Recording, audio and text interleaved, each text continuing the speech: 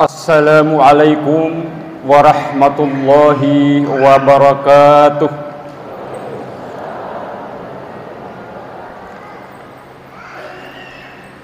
Alhamdulillahilladzi ja'ala syahra Ramadan sayyadash syuhur wa anzalal Qur'an hudal linnas wa bayyinatil huda wal furqan.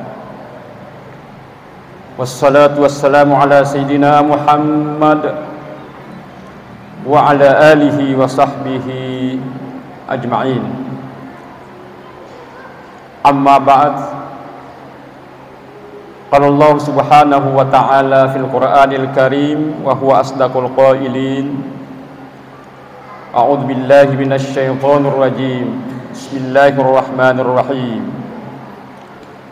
Syahrul Ramadan alladzi unzila fihi al-Qur'an hudal linnas wa bayyinatin minal huda wal furqan.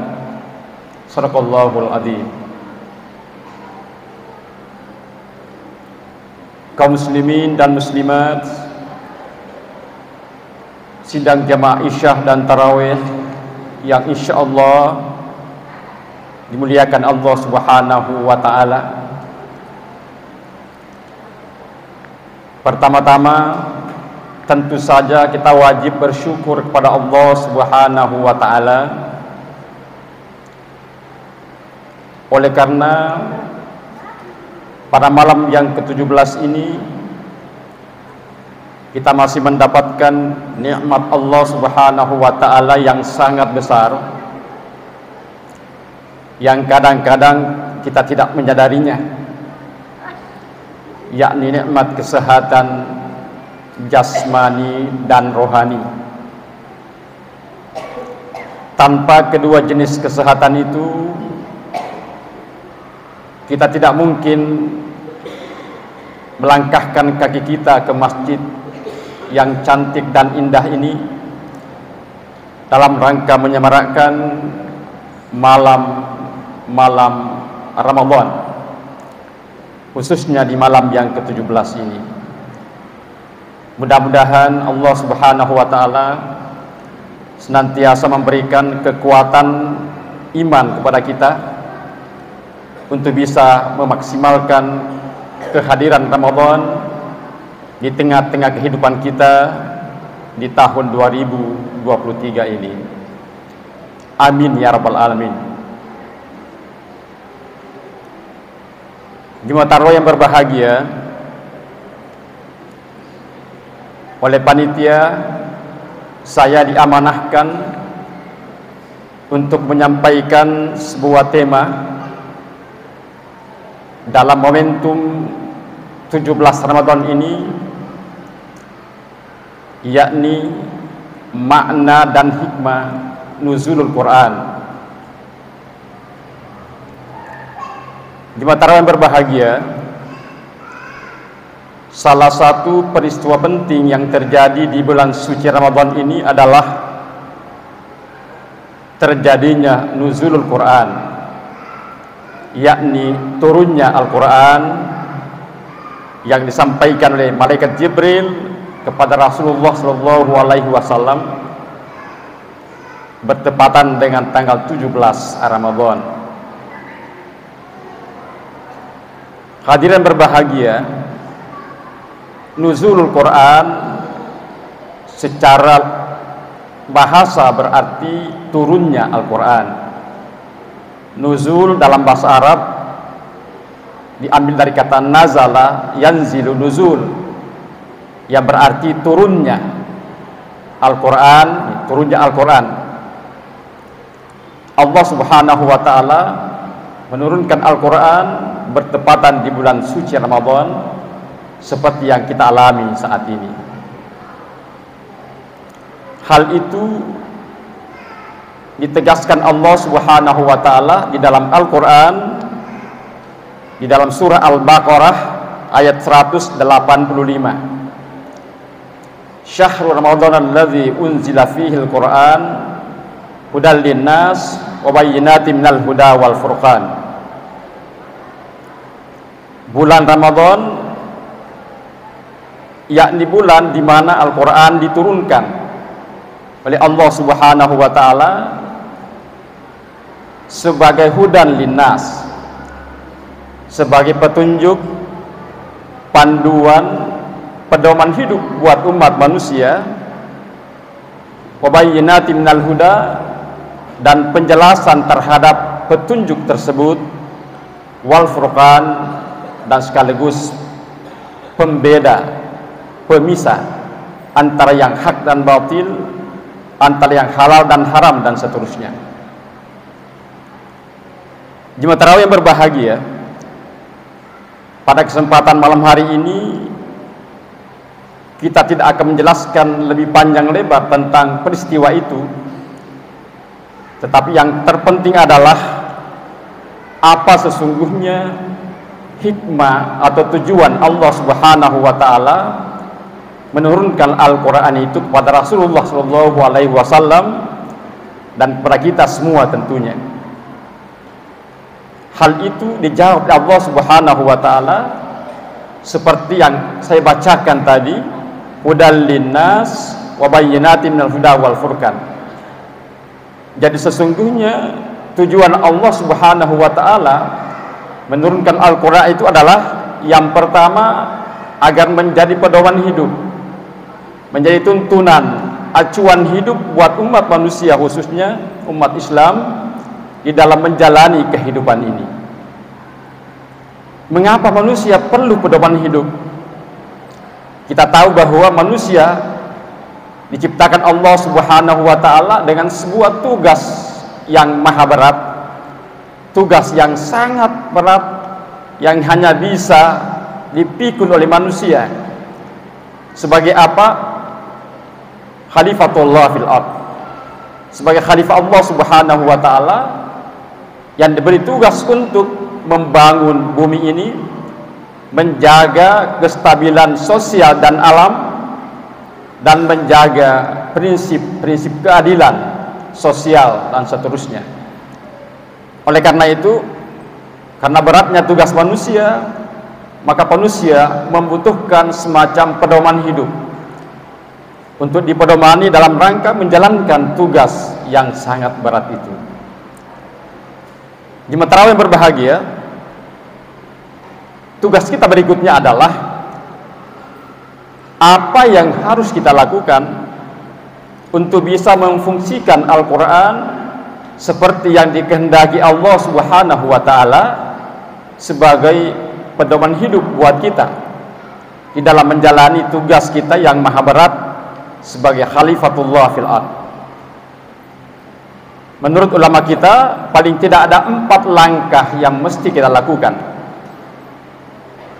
Yang pertama adalah kita harus memperkokoh akidah kita, iman kita terhadap Al-Quran, bahwasanya Al-Quran adalah kitab suci yang terbebas dari segala kelemahan, terbebas dari campur tangan manusia, dan kitab suci yang sangat cocok, sangat efektif dijadikan sebagai pedoman hidup buat manusia. Itu yang harus kita yakini dengan seyakin-yakinnya. Tidak boleh ada keraguan sedikit pun tentang kebenaran dan keefektifan Al-Quran sebagai pedoman hidup buat kita umat Islam khususnya. Allah Subhanahu wa ta'ala menegaskan dalam Al-Quran, dzalikal kitab la raiba fi hudal lil muttaqin. Itulah Al-Quran, kata Allah, tidak ada keraguan di dalamnya.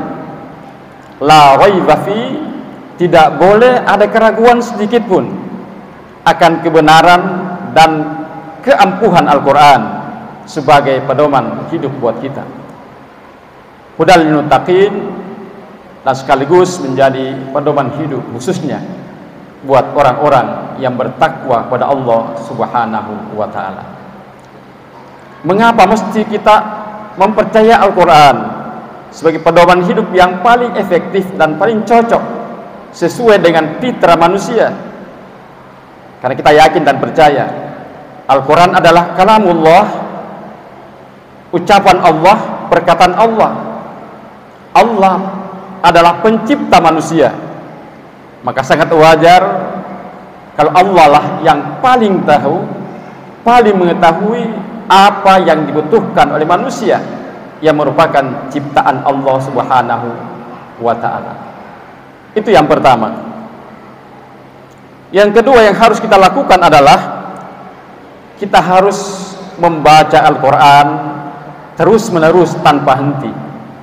Sepanjang hidup kita harus lakukan aktivitas, kita jadikan sebagai kebiasaan harian kita untuk senantiasa membaca Al-Quran. Kata Rasulullah, "Iqra'ul Quran fa innahu ya'ti yaumal qiyamah syafi'an li ashabihi."